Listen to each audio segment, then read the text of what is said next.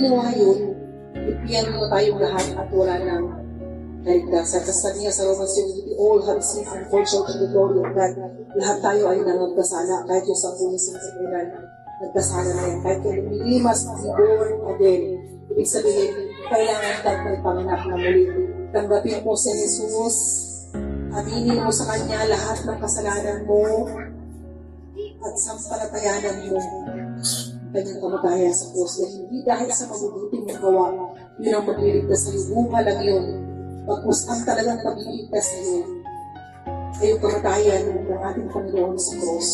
Yung dumaloy na dugo, yun ang naging kabayaran sa lahat ng kasalanan natin na wala na sanang kapatawaran. Kaya grabe po ang ginawa ng Diyos sa buhay natin.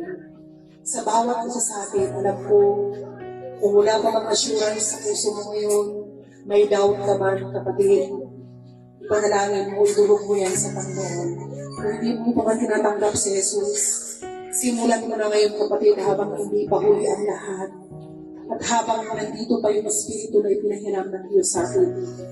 Dahil kapag tayo ay bumalik sa Kanya, judgment na po kaagad. At tanong, nakahanda ka ba? Kapag tayo ay hukuman na ng Panginoon Diyos. Manalangin tayo. Ang aking panalangin ay para sa mga hindi pa tumanggap.